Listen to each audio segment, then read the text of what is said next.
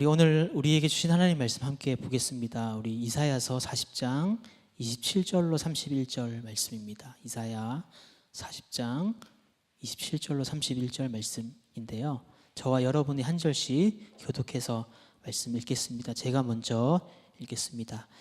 야곱아 어찌하여 내가 말하며 이스라엘아 내가 이르기를 내 길은 여호와께 숨겨졌으며 내 송사는 내 하나님에게서 벗어난다 하느냐.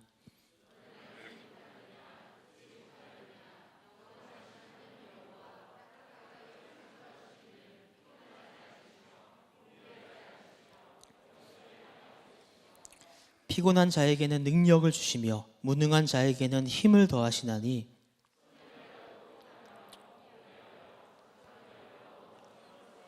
함께 읽습니다. 오직 여호와를 앙망하는 자는 새 힘을 얻으리니 독수리가 날개치며 올라감 같을 것이요 다른 박질하여도 곤비하지 아니하겠고 걸어가도 피곤하지 아니하리로다. 아멘.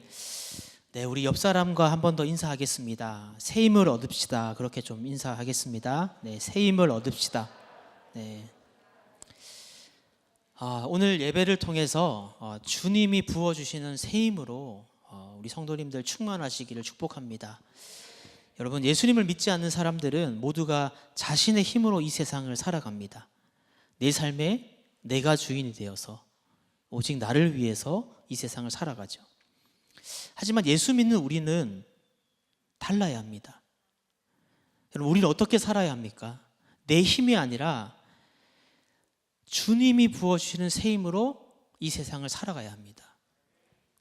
내 삶에 내가 주인이 아니라 예수님이 정말 주인 되시고 내 삶에 정말 내가 왕 되는 것이 아니라 정말 내 안에 계신 예수님께서 나의 왕이 되어 주셔서 그 예수님으로부터 부어지는 힘으로 살아가는 것, 그것이 우리가 살아가야 되는 삶이라는 것이죠. 여러분, 예수님을 믿는다고 하면서 여전히 내 힘으로, 예수님 믿는다고 고백하면서 여전히 내 경험과 내 지식을 의지하고 또 내 욕심과 정욕을 채워가며 나를 위해서 살아간다면 다른 박질하며 살아가야 하는 이 세상 속에서 우리는 늘 곤비할 뿐입니다. 걸어가야 하는 이 삶 속에서 우리는 내 힘으로 살아가면 우리는 늘 피곤할 뿐이라는 것이죠. 우리가 오병이어 성경 통독 복음서를 쭉 통독해 왔습니다. 복음서 성경 통독하시면서 예수님을 3번 부인한 베드로를 묵상하셨을 거예요. 여러분, 베드로는 누구보다 예수님을 사랑하고 누구보다 충성스러운 예수님의 수제자였습니다. 그런 베드로가 왜 3번이나 예수님을 부인했을까요? 물론 자신도 예수님 아는 척했다가 잡혀갈 수 있다라는 두려움이 작동했을 것입니다. 하지만 그것이 가장 근본적인 이유는 아니에요. 여러분, 베드로는 두려움이 많고 겁이 많은 사람이 아닙니다. 왜냐하면 예수님이 잡혀가실 때 말씀 보면 많은 병사들이 이제 예수님을 잡으러 왔죠. 근데 그 현장에 베드로가 있었죠. 그리고 예수님 잡아가려고 하니까 자기가 지니고 있던 칼을 꺼내서 말고의 길을 자르게 됩니다. 만약에 베드로가 두려움이 많고 겁이 많은 사람이었다면 그 많은 군사들 앞에서 어떻게 그렇게 예수님을 지키려고 몸부림칠 수 있었겠습니까? 그러니까 베드로의 실패의 가장 근본적인 원인은 두려움보다는 자신에 대한 신념과 확신이 너무나 강했기 때문입니다. 자신의 힘이 너무 강했기 때문이에요.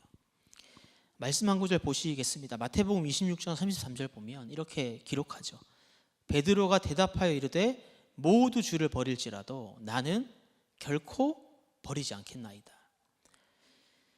여러분, 베드로는 자신이 결코 절대로 예수님을 부인하고 배신하지 않겠다라고 스스로 확신하고 있었습니다. 베드로는 자신감으로 충만한 사람이었어요. 그리고 고백을 보면 모두 주를 버릴지라도 라고 얘기를 하고 있습니다. 다른 사람들과 비교하며 우월감을 갖고 있던 사람이 베드로입니다. 다른 사람 다 예수님 부인하고 예수님 버릴지라도 나 베드로는 절대 그런 일은 없습니다. 결코 자신만만하게 그렇게 얘기하던 베드로입니다. 즉 베드로의 힘이 강하니까 자만하고 교만하게 되는 것입니다. 내 힘이 너무 강하니까 주님이 주시는 힘이 부어질 수 없고, 주님이 주시는 셈이 없으니까 부인하고 실수하고 실패하는 것이죠. 사랑하는 여러분, 여러분의 삶의 영역에서 여전히 내 자신감으로, 내 힘으로, 내 자아로 하나님을 두려워하지 않고 내 안에 함께 계신 예수님을 전혀 의식하지 않고 살아가고 계시다면 우리는 언제든 베드로와 같이 넘어지고 실패하는 삶을 살게 된다는 것입니다. 여러분, 베드로의 모습을 통해서 우리가 다시 한번 내 안에 여전히 나로 충만한 영역들이 있지 않은지, 내 힘으로 살아가고 있는 영역들은 있지 않은지 다시 한번 돌아보고, 내 힘으로 살면서 교만해져 있는, 거만해져 있는, 내 자신감으로 충만해져 있는 영역들이 없는지 다시 한번 돌아보고 회개하고 돌이키는 저와 여러분 되시기를 예수님의 이름으로 축복합니다. 네, 오늘 본문 40장 30절에 보면 이렇게 기록하죠. 소년이라도 피곤하며 곤비하며 장정이라도 넘어지며 쓰러진다. 여러분, 이사야 선지자는 어떤 특정한 사람, 특정한 연령에 있는 사람, 그런 사람들이 피곤하고 곤비한 삶을 산다고 얘기하지 않습니다.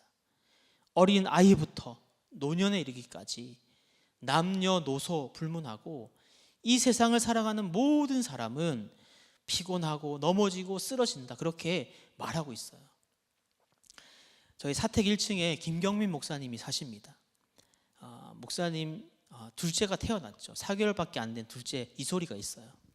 저희 집으로 올라가려면 1층을 항상 통과해서 가는데 늘 이소리 우는 소리가 들립니다. 네. 여러분, 태어난 지 4개월밖에 안 된 이 갓난 아기도 뜻대로 안 되니까 울고 얼마나 나름대로 답답하겠습니까? 뭔가 하고 싶은데 못 알아주면 막 우는 거잖아요. 4개월 된 아기도 나름대로 답답하고 피곤한 하루를 살아갑니다. 여러분, 제 둘째 아들이 6살인데요 성경 가기 싫은 날에도 성경을 가야 되고, 이빨 닦기 싫어도 닦아야 되고, 씻기 싫어도 씻어야 되고, 밥 먹기 싫은데 먹어야 되고, 매일 피곤한 삶을 삽니다. 6살 제 아들도요. 첫째가 초등학생인데요 매일 게임하고 싶어 하죠. 근데 저희가 일주일에 한 번 그 정해진 시간만 할 수 있도록 해줍니다. 그러니까 제 큰아들도 매일 게임하고 싶은데 일주일에 한 번밖에 못하고, 공부도 해야 되고.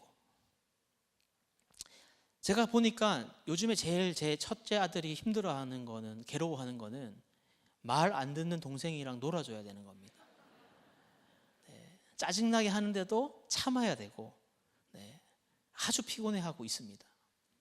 여러분, 중고등학생 되면 대학 가려고 공부한다고 피곤하고, 대학 가면 취업한다고 피곤하고, 취업하면 진급한다고 피곤하고, 진급하면 퇴직을 앞두고 이제 어떻게 해야 되나 고민한다고 피곤하고, 여러분, 퇴직하고 손주들 태어나면 손주들 봐야 된다고 피곤하고, 다 피곤합니다. 네.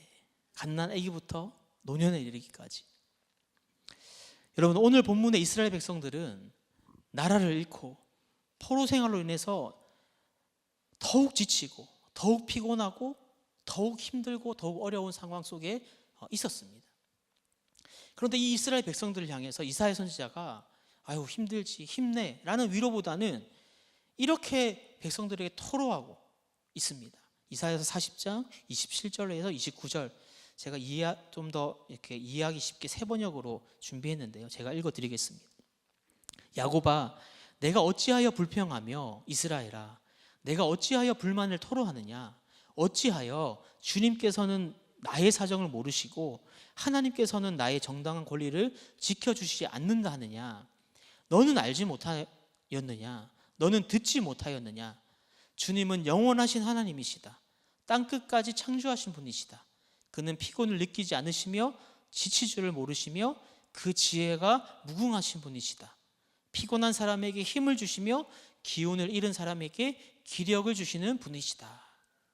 여러분, 뭐라고 얘기하는 겁니까? 눈앞에 보이는 상황과 문제만 너희들 좀 바라보고 불평하지 마라. 왜 불평하니? 왜 주님은 너희들 사정을 모르고 너희들의 정당한 권리를 지켜주지 않는다고 말하고 있냐? 너희가 하나님을 알지 않냐? 너희가 하나님에 대해서 그렇게 많이 듣지 않았냐? 그 하나님이 어떤 분이시냐? 영원하시고 창조주이시고, 그 하나님은 우리에게 지혜를 주시고 힘을 주시고 은혜를 주시는 것을 너희가 알지 못하냐? 너희 계속 피곤할 수밖에 없는, 곤비할 수밖에 없는 이 땅만 보지 말고 눈을 들어 하나님을 바라보라. 그렇게 간절히 토로하고 있는 것입니다. 여러분, 오늘 우리에게 하나님께서 동일하게 말씀하시는 것입니다. 너희들 왜 피곤하고 곤비할 수밖에 없는 땅만 바라보는 거냐? 눈을 들어 너희가 듣고 너희가 아는 하나님을 바라보라라는 것입니다. 그 하나님을 우리가 눈을 들어 바라볼 때 그 하나님은 피곤을 느끼시지 않으시고 지칠 줄 모르시고 지혜가 무궁하시고 힘을 주시고 기력을 주시는 하나님이, 우리가 그 하나님을 바라볼 때 그 하나님이 새 힘을 부어주시겠다 약속하시는 것입니다. 그 새 힘을 부어주셔서 주저앉아 있는 우리를 일으켜 주시고, 그 새 힘을 부어주셔서 풍랑이 있는 이 바다를 걷게 하시고 반드시 승리케 하겠다 약속하시는 것이 오늘 이사야서를 통해 주시는 약속의 말씀이신 것입니다.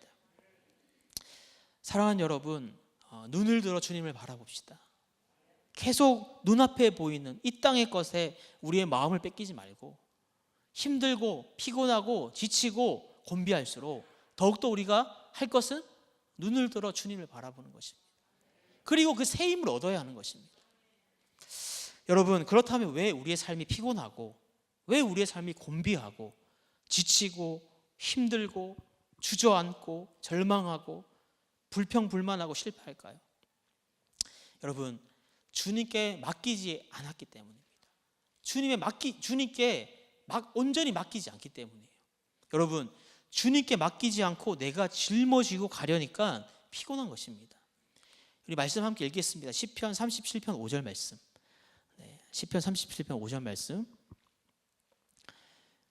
함께 읽겠습니다. 시작. 내 길을 여호와께 맡기라. 그를 의지하면 그가 이루시고. 여러분, 다윗의 고백이죠. 다윗은 내 길을 여호와께 맡기라 라고 말하고 있습니다.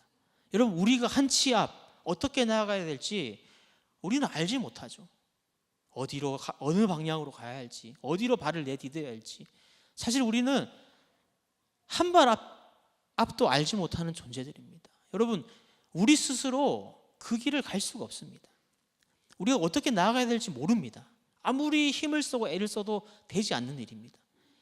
그러므로 우리는 주님께 맡겨야 하는 것이죠. 주님께 맡기고 의지하면 그 주님이 나아가야 할 길을 가르쳐 주신다는 겁니다. 어디로 발걸음을 내딛어야 할지, 어떻게 걸어가야 할지, 주님의 뜻을 이루는 길로 주님이 반드시 인도해 주시겠다 하는 것이 시편의 다윗의 고백인 거죠. 베드로전서 5장 7절도 함께 읽겠습니다. 시작. 너희 염려를 다 주께 맡기라. 이는 그가 너희를 돌보심이라. 여러분, 베드로는 너희 염려를 다 주님께 맡기라라고 말하고 있습니다.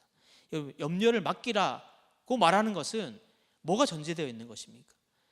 염려할 문제들이 삶에 많다는 겁니다. 스스로 염려를 해결할 수 없는 것입니다. 우리가 현실에서 마주하는 모든 문제들, 스스로 애쓰면 힘쓰면 지치고 힘들 뿐이라는 거예요. 그 염려를 다 주께 맡기라는 겁니다. 맡기면 주님 반드시 돌보시고 도와주신다는 거예요. 방법을 알려주시고 은혜를 주셔서 이겨낼 힘을 주신다는 거죠. 마태복음 11장 28절 함께 읽겠습니다. 시작. 수고하고 무거운 짐진 자들아 다 내게로 오라. 내가 너희를 쉬게 하리라. 여러분, 예수님이 이 땅에 오셔서 하신 말씀이잖아요. 뭐라고 말씀하십니까? 무거운 짐진 자들아 다 내게로 오라. 내게로 와서 맡기라는 거예요. 예수님이 이 땅에 오신 목적 중에 중요한 목적 중에 하나 아니겠습니까? 우리 스스로 무거운 짐을 지고 가는 우리 긍휼히 여기셔서 예수님이 이 땅에 오셔서 그 짐을 대신 지어주시기 위해서 이 땅에 오신 것입니다. 그러니까 우리는 계속 내가 끙끙거리고 내 짐을 짊어지고 가는 것이 아니라 뭔가 무거운데 힘든데 하면 어떻게 해야 되는 겁니까? 이거 어떻게 줄이지? 어떻게 하지가 아니라 주님께로 달려나가는 거죠. 그리고 오늘 예수님 하신 말씀처럼 그 짐을 예수님께 맡기는 겁니다. 내려놓는 겁니다. 그때 주님으로부터 부어지는 참된 평강과 위로와 은혜와 힘이 주어지는 것이죠. 여러분, 맡기다라는 것이 무엇입니까? 여러분, 비행기 타보셨죠? 네. 안 타보신 것처럼 쳐다보시는데 타보셨잖아요. 네. 여러분, 비행기 탈 때 큰 짐 어떻게 하세요? 네. 설명해 드릴게요. 네. 맡기잖아요. 네. 이렇게 타기 전에 큰 짐은 맡겨야 되잖아요. 못 들고 타게 하잖아요. 자, 그렇게 큰 캐리어를 맡기고 이제 비행기 타고 가실 때 짐 잘 있으려나? 그건 내 좋아하는 거 담겨 있는데 없어지면 어떡하지? 고민하고 걱정하십니까? 네. 안 타보셔서 잘 모르시는군요. 네. 걱정 안 하잖아요. 여러분, 그냥 맡기고 편안하게 가는 겁니다. 여러분, 큰 짐은 다 맡겨야 됩니다. 그게 기본이죠. 비행기 탈 때. 여러분, 근데 한번 상상해 보십시오. 이 큰 캐리어를 한물칸에 맡기지 않고 나는 못 믿어. 내가 들고 갈 거야. 막 우겨가지고 들고 탔다고 생각해 보세요. 윗칸에 들어가지도 않습니다. 놓을 데도 없어요. 품에 안고 간다 생각해 보십시오. 그 큰 캐리어를 안 그래도 비좁은 그 좌석에서 짐 없이도 불편한 좌석에서 그 캐리어를 안고 미국까지 간다 생각해 보십시오. 아마 10배는 더 불편하고 힘들고 지칠 것입니다. 그러니까 정말 불쌍하고 어리석은 짓을 하는 거죠. 여러분, 돈 은행에 맡기잖아요. 여러분 재산은 통장에 넣어놓고 여러분 매일 걱정하십니까? 돈 잘 있으려나? 누가 훔쳐가지 않았으려나? 염려하지 않죠. 여러분 은행에 맡기지 못하고 여러분 1억, 여러분 다 1억 있으시잖아요. 네. 저는 없어요. 네. 어쨌든 한 1억 맡기지 못했어요. 나 못 맡겨, 못 믿어. 그리고 제 안주머니에 넣고 다닌다고 생각해 보세요. 이제 평안하고 이제 나는 괜찮을까요? 아닙니다. 하루 종일 불안할 겁니다. 잘 있나? 5분 지나서 잘 있지? 하루 종일 안주머니 확인하고 또 확인하고 아마 일상생활이 어려울 겁니다. 여러분, 우리가 꼭 이와 같다라는 거예요. 여러분, 주님께 맡기지 못하고 내 힘으로 내가 하려고 하니까 불편하고 힘들고 피곤하고 지치고 실패하는 것입니다. 여러분, 주님께 맡기시길 축복합니다. 여러분, 주일 설교를 준비하면서 주님께 맡겼습니다. 주일 예배 설교할 때마다 부담이 큽니다. 가끔 성도님들이 목사님 설교 너무 재밌어요. 목사님 너무 웃겨요. 이렇게 얘기를 해요. 제 마음 깊숙한 이 구석 한 구석에 웃겨야 되는데 하는 부담이 있습니다. 웃기다고 하니까 이번에 안 웃기면 실망하실 텐데 하는 어떤 그 부담감. 목사님 말씀에 은혜 받았어요 하는데 이번에 은혜 못 끼치면 어떡하나, 은혜 못 받으시면 어떡하나, 부담감이 큽니다. 그러니까 오늘 말씀이 또 이 맡기라는 말씀이니까 기도하면서 주님께 말씀 준비하면서 기도했죠. 주님, 맡깁니다. 제 힘으로 아무것도 할 수 없습니다. 주님, 힘 주셔야 됩니다. 힘 주십시오. 주님, 역사해 주십시오. 이렇게 막 말씀을 적용하면서 기도할 때 마음의 평강이 임했습니다. 제가 입맛이 없어서 밥을 잘 못 먹는 전혀 그런 성향이 아니거든요. 잠을 못 자도 밥은 먹어야 되는. 근데 유일하게 주일 예배 설교 앞두고는 항상 입맛이 없습니다. 밥을 잘 못 먹어요. 근데 어제 저희 성도 중 한 분 결혼을 하셔서 결혼식에 참여해서 뷔페를 엄청 먹었습니다. 한 3-4그릇 먹은 것 같아요. 가득 담아서. 잘 먹었습니다. 여러분, 맡기고 정말 주님께 모든 어떤 삶의 모든 문제뿐 아니라 모든 것들을 주님께 맡기고 나아가기 시작할 때 평강이 임하는 것입니다. 주님의 그 은혜 안에서 주님이 주신 힘으로 감당하게 되는 거예요. 여러분, 하루는 제 둘째 아들 오늘 둘째 아들 얘기를 많이 하는데 어차피 제 설교를 안 듣기 때문에 괜찮을 것 같아요. 제 둘째가 사탕이 담긴 뚜껑을 열고 사탕을 먹으려고 하는데 열리지 않습니다. 절대 열 수 없는, 걔 힘으로는 절대 열 수 없는 뚜껑입니다. 근데 막 지 힘으로 열려고 하니까 안 열리는 거예요. 그러니까 씩씩거리고 막 짜증을 내기 시작합니다. 그러니까 여러분, 제 아들이 열려고 하면 열려고 하면 열려고 할수록 지 힘만 빠지고 더 짜증만 나고 힘들 뿐이에요. 제 둘째가 어떻게 하면 됩니까? 아빠인 저에게 맡기면 됩니다. 저는 힘이 세거든요. 그냥 쉽게 열 수 있습니다. 그리고 쉽게 열어서 쉽게 그 입에 사탕을 넣어줄 수 있습니다. 그러니까 제 아들은 아빠에게 맡기면 됩니다. 아빠 열어줘. 물론 제가 맡길 때마다 다 입에 사탕을 넣어줄 수는 없습니다. 그렇죠? 오늘 막 10개 먹었는데 계속 먹어라. 저 아들을 학대하는 거죠. 아들을 사랑한다면 몸에 안 좋은 사탕을 계속 먹일 수는 없습니다. 맡긴다고 다 줄 수 없어요. 하지만 아들이 정말 피곤하지 않고 짜증이 안 나려면 방법 없습니다. 아빠에게 맡기는 수밖에 없는 거죠. 맡기면 제가 먹을 만한 때가 되면 열어서 입에 넣어줍니다. 제가 초등학교 입학했을 때 초등학교 운동장에서 형들이 야구 풀세트를 장착하고 야구 게임을 하는데 너무 멋있어 보이는 거예요. 나도 저렇게 하고 싶다. 제 고향이 부산인데 롯데자이언츠 이렇게 써있는 유니폼, 모자, 막 글러브, 반짝반짝거리는 배트, 너무 부러운 거예요. 그래서 이제 집에 가서 쪼르기 시작했습니다. 나도 저거 야구 풀세트 사달라고. 절대 안 사주시는 거예요. 몇 날 며칠을 쫄랐습니다. 울어도 보고 애교도 부려보고 할 수 있는 모든 것들을 동원해서 쫄랐는데 안 사주시는 거예요. 그래서 저는 생각했습니다.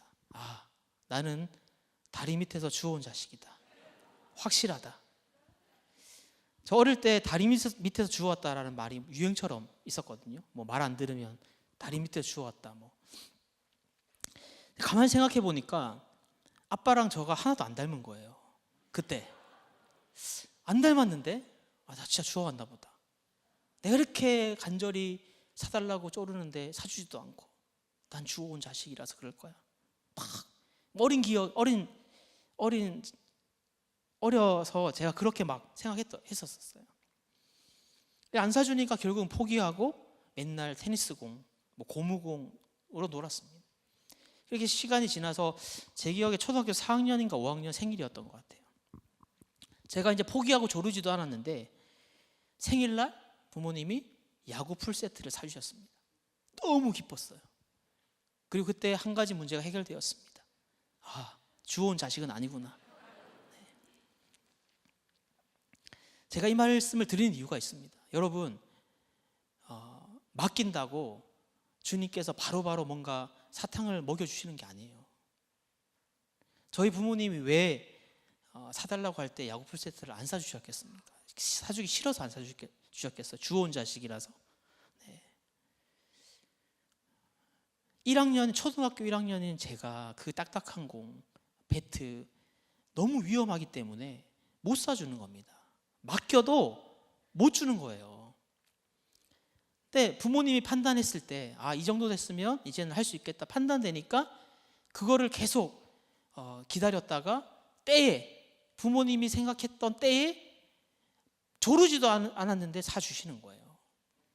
여러분, 우리는 그저 주님께 맡길 뿐입니다. 그리고 그저 주님을 신뢰하며 기다릴 뿐이에요. 맡기고 주님을 신뢰하고 기다리면 때가 됐을 때, 내가 원하는 때 말고요. 내가 원하는 때 주면 그 배트 휘두르다 다치고 위험하고 오히려 더 큰 위기를 자초할 수 있는 겁니다. 하나님이 생각하시는 가장 완벽하다고 생각하시는 그때에 내가 생각하지도 못하고 상상하지도 못했던 그 은혜와 복으로 반드시 주님은 역사하는 것입니다. 그러므로 우리는 왜 했는데 안 줘요? 이게 아니라 어린아이와 같이 바로바로 왜 안 줘요가 아니라 그냥 맡기고 주님을 신뢰하고 나아가면 반드시 우리는 승리하는 삶을 살게 되는 것이죠. 우리 자매님들, 남편을 주님께 맡기시기를 축복합니다. 말 안 듣고 왼수 같은 남편, 여러분, 내가 지고 있으면 지고 있을수록 답이 없습니다. 피곤하고 짜증나고 복창 터지고. 맡기는 거죠. 그 베이직 교회 담임하시는 조정민 목사님 간증 아마 아시는 분들 아실 겁니다. 이 조정민 목사님이 예수님을 안 믿었죠. MBC 기자 또 앵커를 하시고 IMBC 사양까지 하신 분인데 예수님을 안 믿었어요. 맨날 술 마시고 본인이 고백해요. 못된 짓은 다 했다고. 완전히 세상에 찌들어 살아가셨다고 합니다. 그런데 이 목사님 와이프는 신실한 크리스찬이었다고 합니다. 매일 새벽 예배 나가고 정말 하나님을 신실하게 잘 믿는 분이었어요. 하루는 아내가 매일 교회를 가니까 이상한 사이비에 빠진 거 아닌가 싶어서 이 목사님이 감시하려고 이 아내를 따라가게 됩니다. 근데 그 따라갔던 예배당에서 주님을 만나고 이 시대 하나님 놀랍게 사용하시는 주님의 종으로 지금 쓰임 받고 계시는 거죠. 근데 간증하시면서 인상 깊었던 게 간증하시면서 이런 말씀하셨어요. 자기가 그렇게 맨날 술 처먹고 들어오고 못된 짓은 다 하고 살았는데 이상하게 아내가 한 번도 자신에게 잔소리도 안 하고 짜증도 안 내고 심지어 막 늦게 술 먹고 늦게 와서 뻗어 있는 자기 양말을 벗기고 발을 닦아줬다라는 거예요. 이 목사님이 나중에 이제 예수님 만나고 이제 다시 이제 목사로서의 사역하면서 안 사실인데 그 사모님이 자신한테는 한 번도 잔소리 안 하고 화도 안 냈는데 매일 교회 갔다 그랬잖아요. 매일 교회 가서 하나님께 화를 냈다는 거예요. 아우 하나님 저 왼수 어떡해요. 짜증나 죽겠어요. 보기도 싫어. 꼴도 보기 싫어요. 저 인간 좀 어떻게 해주세요. 그러니까 남편한테 해대지 않고 하나님한테 해댔다는 겁니다. 쟤 좀 어떻게 해주십시오. 여러분 왼수 같은 남편 때문에 짜증나고 복창 터지는 아내들 계십니까? 여러분 오늘 요 조정민 목사님 사모님처럼 남편에게 해대지 마시고 여러분 주님 앞에 나와봐서 주님께 쏟아 놓으세요. 네. 남편에게 하고 싶은 말도 주님께 그냥 쏟아 놓으세요. 주님이 들으십니다. 그리고 아까 말씀드렸잖아요. 하나님의 가장 완벽한 때에 하나님께서 반드시 변화시켜 주시고 사용하실 것입니다. 그러니까 우리는 할 건 뭐? 남편을 그냥 주님께 맡기고 그냥 주님께 고상한 말도 아니라도 괜찮아요. 남편이 변화되게 해주십시오. 이렇게 안 해도 돼요. 그냥 쏟아내세요. 주님은 반드시 그 기도에 응답하실 것입니다. 여러분 뭐 남편뿐이겠습니까? 네. 형제님들 마찬가지입니다. 아내를 주님께 맡기십시오. 잔소리하는 아내, 나만 보면 인상 쓰는 아내, 뭐 하기만 하면 마음에 안 들어하는 아내. 저희 아내는 아니고요. 네. 혹시 오해하실까봐 네. 제 아내 말하는 건 절대 아닙니다. 네. 주님께 맡기십시오. 여러분 부모님들 자녀를 주님께 맡기십시오. 여러분 제가 아주 모범생처럼 자랐을 것 같죠? 네. 아니군요. 네. 네, 맞습니다. 그렇지 않습니다. 네. 방황하던 시기가 있었어요.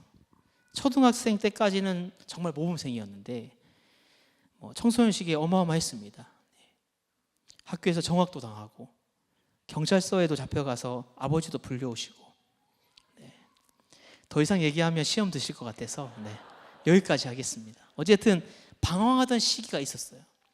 근데 제 기억 속에 저희 어머니 이미지는 뭔가 화내고 잔소리하고 막 혼내고 이런 기억이 거의 없습니다. 어머니는 그저 제가 잠들면 방에 들어와서 몰래 들어와서 눈물로 기도하시고 새벽마다 기도하실 뿐이었어요. 맡기는 거죠. 여러분 자녀 때문에 속상하신 부모님들 계시다면 주님의 이름으로 축복합니다. 여러분 자녀를 맡기고 그냥 눈물로 기도하면 반드시 하나님의 때에 내 자녀의 참 부모 되신 그 주님께서 그 주님의 때에 반드시 만나주시고 변화시키고 그냥 하나님의 사람으로 사용하실 것입니다. 여러분, 저 같은 자도 여기 서서 지금 말씀을 전하고 있잖아요. 아마 저보다 더 자녀들이 훨씬 더 나을 거예요. 지금 이 시기 위로를 얻으시고 저보다 더 훌륭한 하나님의 사람으로 쓰임 받을 수 있다라는 믿음을 가지시고 자녀를 주님께 맡기실 수 있기를 축복합니다. 여러분, 남편을 맡기라. 오해하지 말아야 될 게, 이제 난 남편 맡깁니다. 이제 내 남편 내 것 아닙니다. 포기하라는 것이 아닙니다. 자녀를 맡기라. 이제 너 내 자녀 아니야. 자녀를 포기하고 방치하라는 것이 아니에요. 여러분, 자녀에 대한, 남편에 대한 내 소유권을 주장하지 않겠다 하는 것입니다. 여러분, 내 소유가 아니라는, 맡긴다라는 것은 이젠 더 이상 내 것이 아니라는 것을 인정하는 것입니다. 포기하는 것이 아니고요, 맡기고 나서 우리가 해야 될 건 무엇입니까? 더욱 주님을 의지하여 주님께 기도하며 주님이 남편에게, 자녀에게, 아내에게 역사하실 수 있도록 통로가 되겠다라는 것입니다. 그래서 주님이 역사하시도록 통로가 되시기를 예수님의 이름으로 축복합니다. 여러분, 오늘 이사야 선지자는 새 힘을 얻는 중요한 비결을 우리에게 알려주고 있습니다. 오늘 본문 말씀 28절과 31절을 보시면 28절에 이렇게 얘기하죠. 너는 알지 못하였느냐, 듣지 못하였느냐. 그리고 31절에 가서 오직 여호와를 앙망하는 자는 새 힘을 얻으리니 얘기를 말씀하고 있습니다. 여러분, 여러분, 우리는 다 하나님에 대해서 많이 들었고 우리는 다 하나님을 알고 하나님을 믿습니다. 그러니까 이 시간 이 자리에 앉아 있는 거 아니겠습니까? 우리가 하나님에 대해서 듣지 못했고 하나님에 대해서 알지 못하고 하나님 믿지 않으면 우리가 이 자리에 앉아 있을 이유가 뭐고 우리의 발걸음이 이쪽으로 오고 있는 이유가 뭐라고 설명하시겠습니까? 우리는 하나님을 알고 하나님을 믿고 또 하나님에 대해서 수없이 많이 들었습니다. 하지만 그 하나님을 알고 믿는 것으로 부족하다는 거예요. 여러분, 새 힘을 얻으려면 그냥 주일날 교회 한번 와서 내 하나님을 압니다, 내 하나님 믿습니다, 그걸로 부족하다는 거예요. 그래서 이사야 선지자가 얘기하는 거, 너 알지 못하느냐, 듣지 못하였느냐, 몰라서 그러냐, 부족하다는 거예요. 오직 주님만을 앙망해야지 새 힘을 얻는다라고 이사야 선지자가 말하고 있는 것입니다. 여러분, 내가 하나님 믿기는 하는데 여전히 내가 바라보는 것은 돈, 내가 하나님 믿는다고 하면서 내가 여전히 의지하는 것은 사람, 내 가정과 가문이 어떻고 내가 가지고 있는 능력이 어떻고 내 상황과 환경, 그렇게 가면 절대로 승리하는 삶을 살지 못한다는 것입니다. 여러분, 앙망하다라고 했어요. 이 앙망하다라는 단어가 히브리어로 카바라는 단어입니다. 이 카바라는 단어 안에 갈망하다, 기대하다, 기다리라는 뜻이 담겨져 있어요. 그래서 성경에 이 카바라는 단어를 찾아보면 이렇게 갈망하다, 기대하다, 기다리다라고 번역되어 있습니다. 또 세번역 성경에는 이 앙망하다를 소망, 오직 여호와를 앙망하다를 오직 주님을 소망으로 삼는 사람이라고 번역하고 있어요. 그러니까 앙망하다는 즉 무슨 말입니까? 주님을 갈망하고 주님을 기대하고 주님만을 기다리고 주님께만 소망을 두는 것, 그것이 앙망하다라는 뜻입니다. 시편 42편 11절 말씀에 이렇게 말씀하시죠. 함께 이 말씀 읽어보겠습니다. 시작.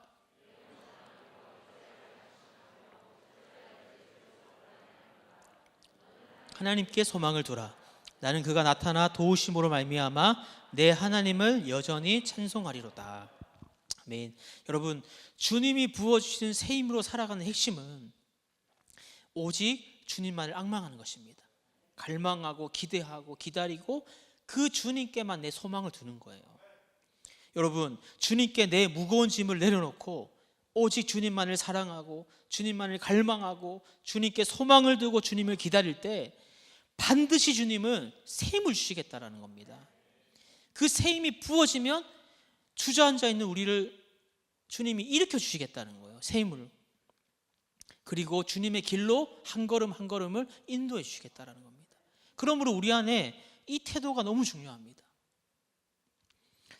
여러분, 말씀을 시작하면서 자신의 힘으로 충만해서 예수님을 3번 부인한 베드로 소개해드렸죠. 그런데 여러분, 우리가 잘 알다시피 베드로가 실패자로 끝나지 않았습니다.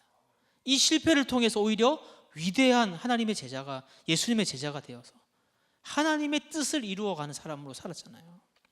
요한복음 21장 17절 말씀입니다.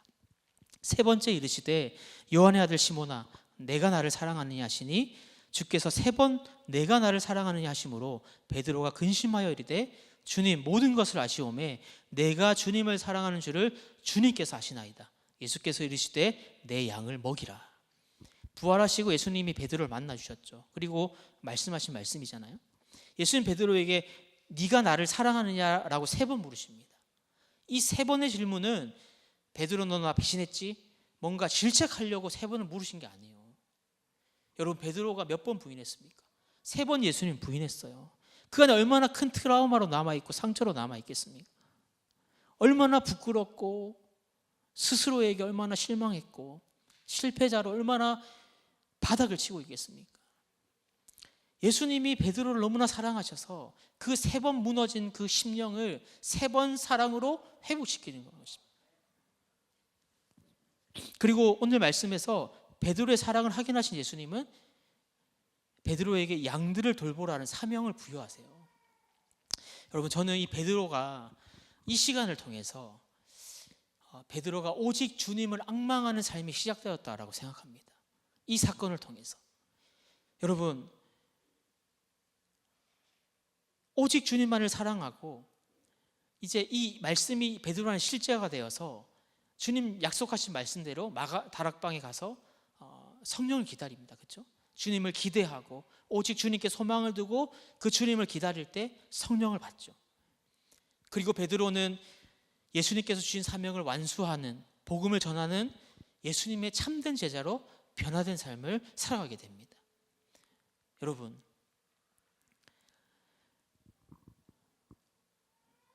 우리가 분명히 알아야 할 것이 있습니다. 오늘 본문 31절 말씀 우리 함께 한번 읽겠습니다. 시작. 오직 여호와를 앙망하는 자는 새 힘을 얻으리니 독수리가 날개치며 올라간 같을 것이요 다른 박질하여도 곤비하지 아니하겠고 걸어가도 피곤하지 아니하리로다. 아멘. 여러분, 다른 박질할 일이 생기지 않게 하시고 걸어갈 일이 생기지 않게 하신다, 그렇게 하시지 않아요. 그러니까 네가 나를 앙망하고 내가 새 힘을 줄 테니까 그러면 네 인생에 이제는 더 이상 다른 박질할 일이 생기지 않을 거야. 내 새 힘이 부어지면 더 이상 네 삶에서 걸어가야 할 내가 생기지 않게 해줄게, 이렇게 말씀하시지 않았다니까요. 뭐라고 말씀하십니까? 다른 박질하여도 뭐라고요? 여전히 새 힘이 부어졌는데 내 삶의 영역에서 모든 내 삶의 상황 환경 속에 다른 박질할 일이 생긴다는 거예요. 그래도 걸어가야 할 일이 여전히 발생한다는 겁니다. 근데 뭐라고 말씀하세요? 다른 박질하여도 곤비치 아니하겠고 걸어가도 피곤하지 않겠다. 여러분, 무슨 말씀입니까?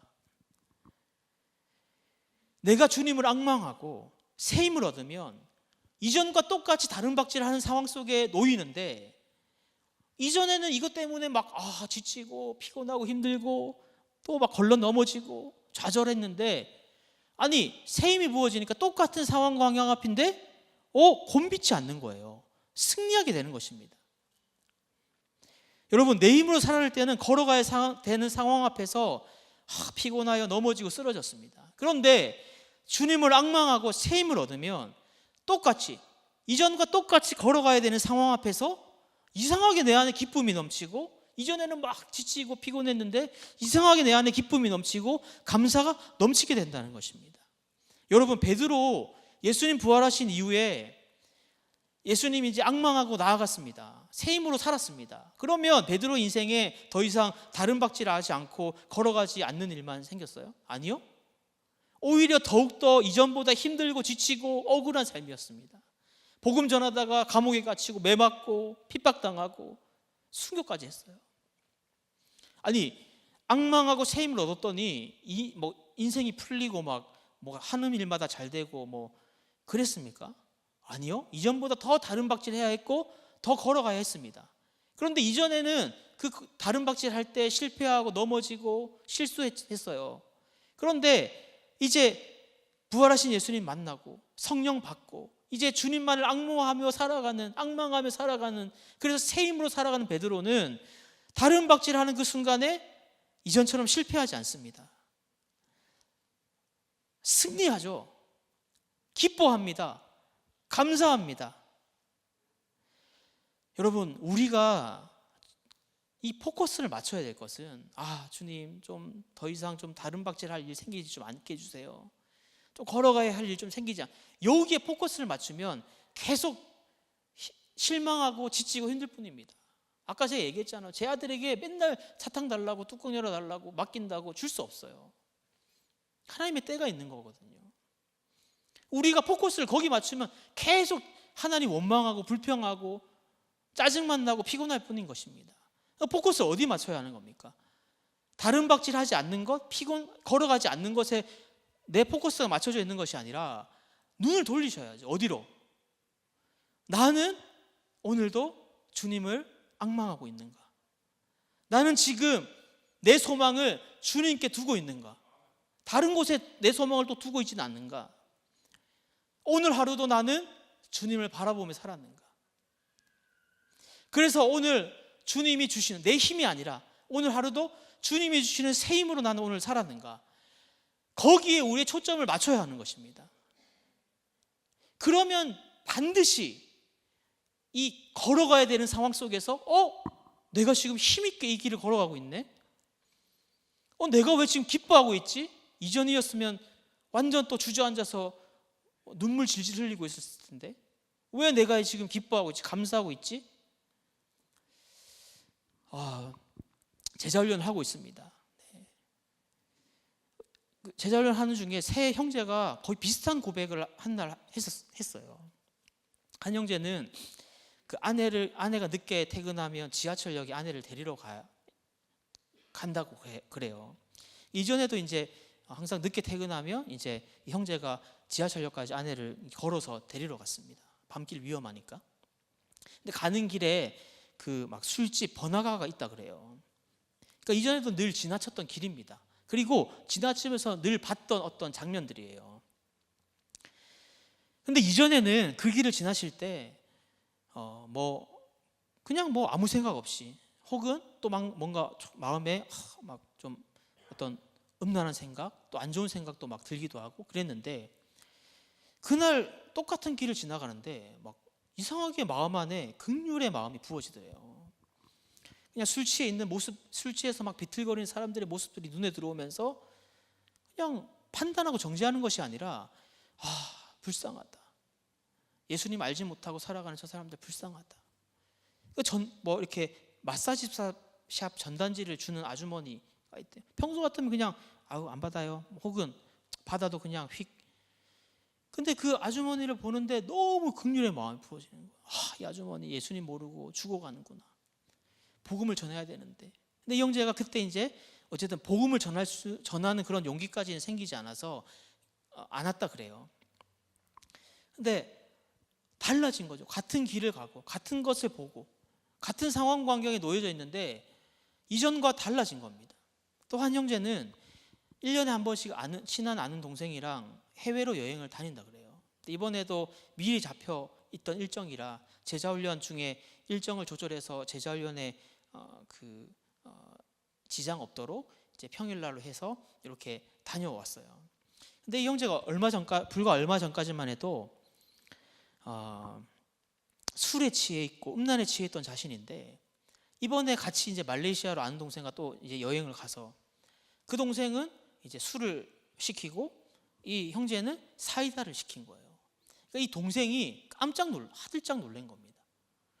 이 형이 나보다 더 먹었으면 더 먹었지 안 먹는 형이 아닌데 사이다를 시키니까 놀란 거죠.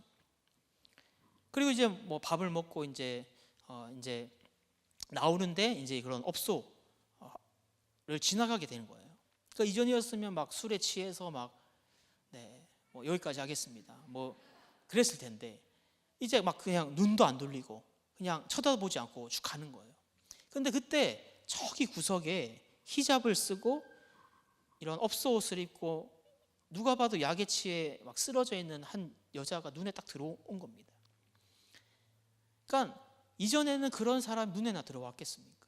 근데 이렇게 눈에 들어왔어요. 근데 그때 긍휼의 마음이 부어지는 거예요. 그래서 어떻게 해야 되지? 그래서 옆에 있는 가게에 들어가서 따뜻한 음료, 막 너무 떨고 있으니까 따뜻한 음료와 빵을 사서 이제 나왔어요. 근데 형제가 어쨌든 말이 안 통하잖아요.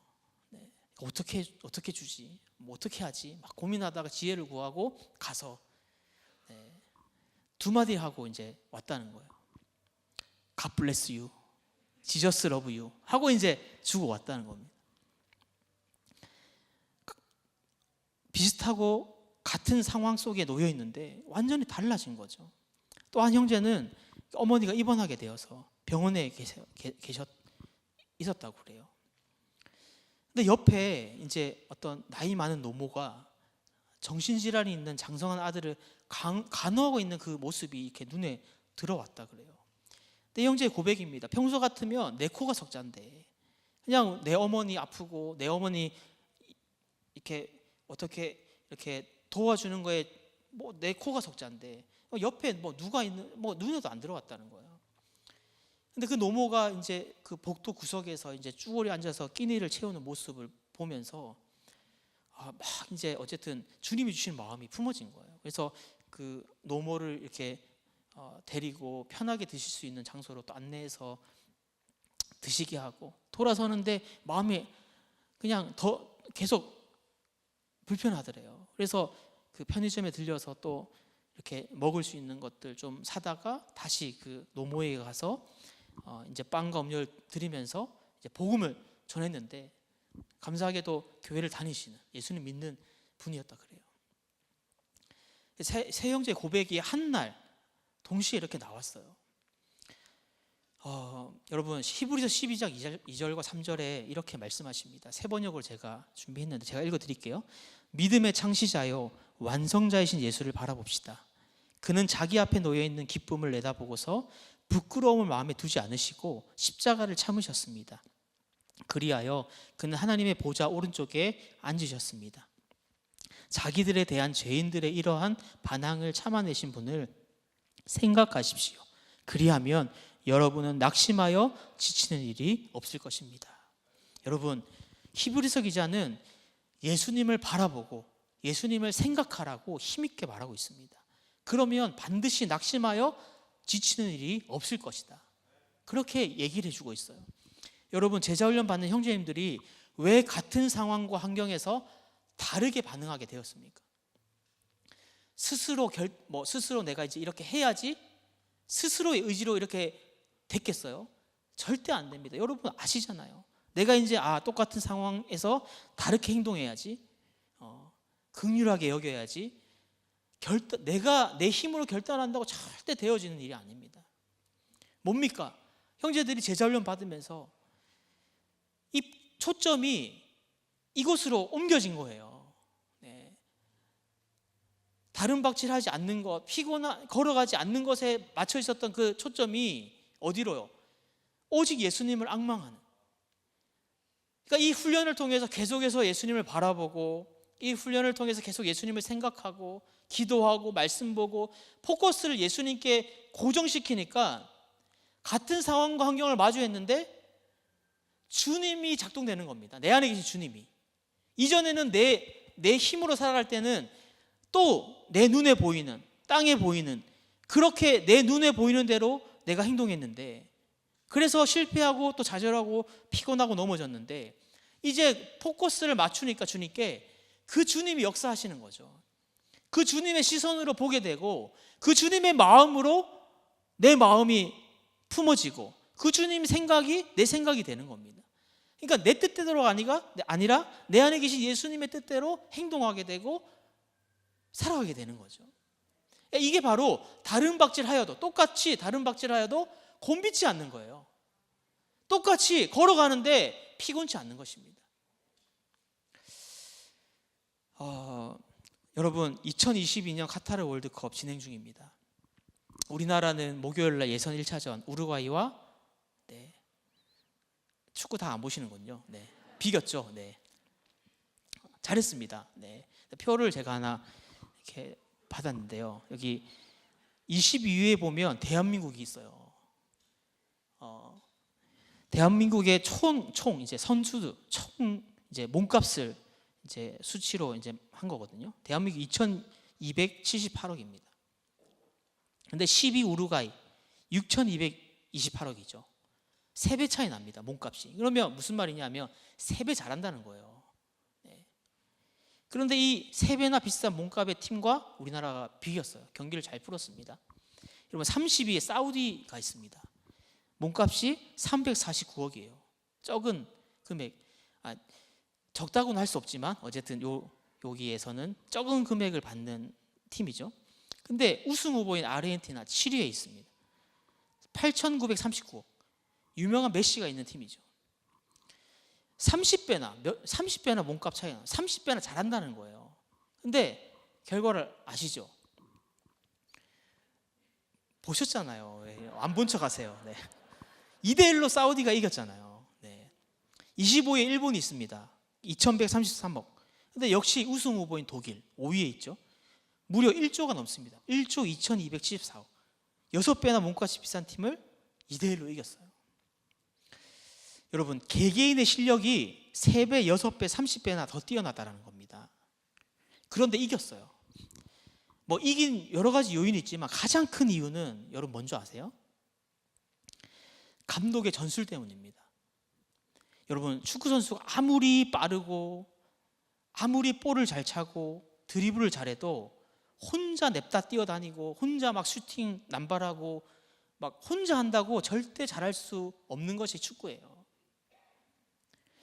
여러분, 게임 전에 철저하게 감독과 선수들과 전술회의, 작전회의를 하면서 감독이 추구하는 것들 잘 한 사람 한 사람이 이해하고 그냥 내가 틀려고가 아니라 그 전술에 맞춰서 헌신하고 하나 되고 연합해서 한 팀이 이루어지면 더 시너지가 생기는 거예요. 그러니까 30배 잘하는 팀을 이길 수 있는 거죠. 여러분, 똑같이 90분을 뛰어도 승리한 팀은 끝나면 더 지치고 힘들 뿐입니다. 아니죠. 진 팀은 진 팀이죠. 지치고 힘들 뿐입니다. 근데 이긴 팀은 어때요? 막 보면 사우디도 막 이기니까 경기할 때보다 더 빨리 뛰어다니더라고. 더 힘이 나고 더 기쁜 겁니다. 여러분, 우리 삶도 마찬가지입니다. 여러분, 아무리 내 실력이 뛰어나고 내가 잘났고 내가 가진 게 많고 내가 잘 나가도 내 삶에 주님이 내 감독되지 않으면 세상을 이길 수 없는 것입니다. 여러분, 우리는 매일 나의 감독 되시는 그 주님의 전술에 귀 기울여야 합니다. 나를 향하신 주님의 전략에 우리는 귀를 기울여야 돼요. 그리고 그 말씀대로 순종하는 삶을 살아야 하는 것입니다. 사랑하는 여러분, 정리하겠습니다. 오늘 하나님께서 우리에게 어떻게 말씀하십니까? 주님께 맡기고 오직 주님만을 앙망하며 너희들의 힘이 아니라 내가 부어주는 새 힘으로 충만하여서 다른 박질을 하여도 곤비치 않고 걸어가도 피곤치 않는 삶을 살아가라. 오늘 우리에게 말씀하십니다.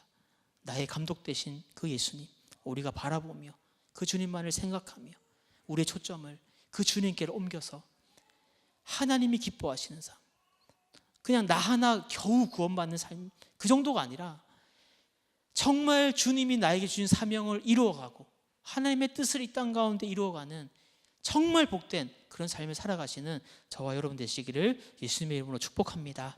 우리 함께 찬양하고 기도하겠습니다. 우리 오늘 말씀 기억하면서 오늘 이 찬양 함께 했으면 좋겠는데요. 새 힘 얻으리 주를 바랄 때, 우리가 주님을 바랄 때 주님 반드시 우리에게 새 힘을 주시고 승리케 하실 것입니다. 우리 믿음의 고백으로 주님 앞에 찬양하겠습니다.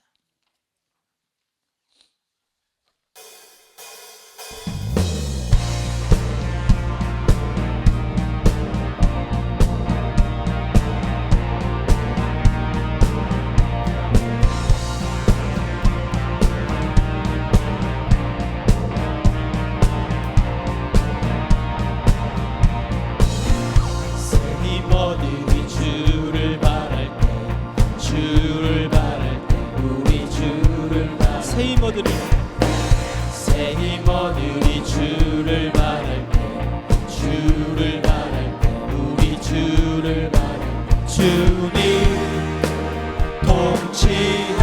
통치하시네 소망 구원 주시니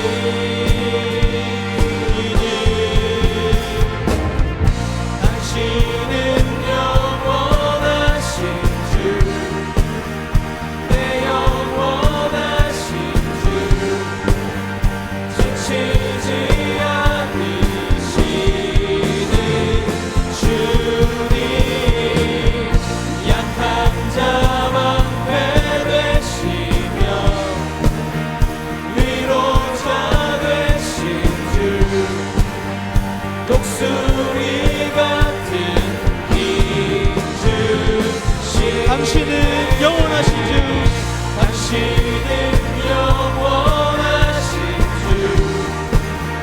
내 영원하신 주 지치지 않으시는 주님 약한 자 방패 되시며 위로자 되신 주 독수리 같은 힘 주시네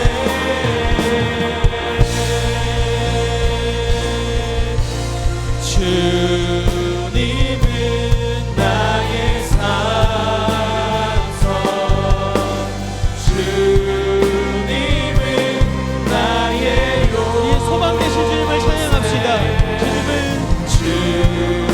주님은 나의 소망 나의 힘이 되신 여호와 내 마음이 힘에 겨워 지칠지라도 내 마음이 힘에 겨워 지칠지라도 주님이 나를 지켜주십니다. 주님 나를 지켜주시네 세상의 험한 풍파 몰아칠 때도 주님 나를 지켜주시네 이 두 손 들고 주님께 고백합니다. 주님은 나의 산성 주님은 나의 요새 주님은 나의 소망 나의 힘이 다시 한번 이름으로 선포하겠습니다. 주님은 나의 산성 주님은 나의 산성 주님은 나의 요새 주님은 나의 소망 나의 힘이 되신 여호와 이 시간 기도합시다. 이 시간 우리 회개해야 될 것들 회개했으면 좋겠습니다. 여러분 삶의 영역에서 여전히 내 힘으로 살아갔던 것 이 시간 회개합시다. 하나님 여전히 내가 꽉 쥐고 놓지 못했던 것 여전히 내가 주인 되어 하나님 살아갔던 내 삶의 모든 영역들 하나님 이 시간 회개합니다. 하나님 이것 때문에 내가 지치고 피곤하고 힘들었는데 하나님 내가 주님만을 원망하고 있었습니다. 하나님 오늘 말씀 통해 다시 한 번 더 주님 결단합니다. 하나님 더 이상 내 힘으로 살지 않게 하여 주옵소서. 내가 매일 주님을 앙망하며 주님을 사랑하며 주님만을 기대하며 주님께만 소망을 두고 그 주님이 주시는 새 힘으로 여전히 다른 박질하지만 곤비치 않게 하시고 여전히 걸어가지만 피곤치 않게 하시는 그 주님의 은혜를 온전히 누리는 나의 삶이 될 수 있도록 주님 역사하여 주옵소서. 지금 다시 한번 우리의 초점을 주님께로 고정합니다. 주님 매일 매 순간 주님만을 바라보며 살아갈 수 있도록 주님 우리를 도우시고 인도하여 주옵소서. 이 시간 주신 말씀 붙잡고 우리 주님의 이름을 크게 두 번 부르짖고 우리 간절한 마음으로 회개하고 결단하며 기도하겠습니다. 주여 주여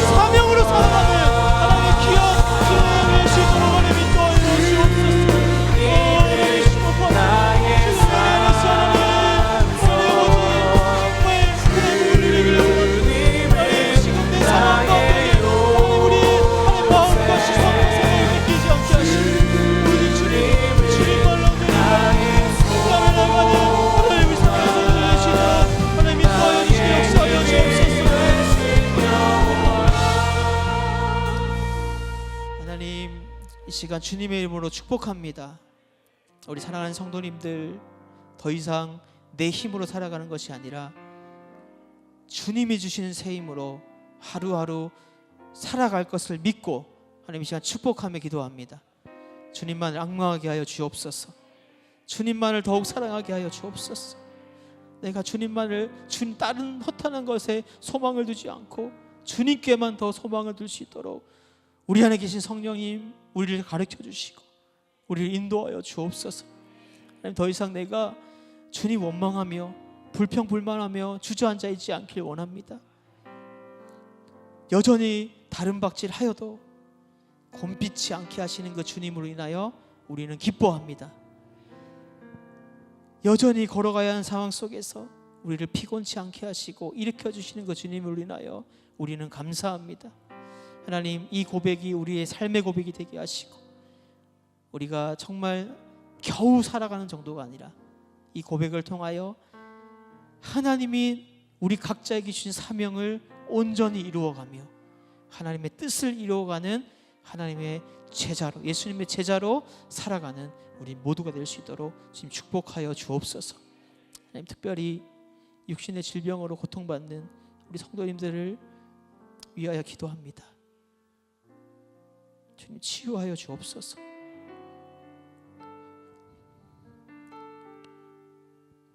지금 아파하는 우리 아기들 있습니다. 하나님, 살려주십시오. 제발 하나님 살려주십시오. 건져주십시오.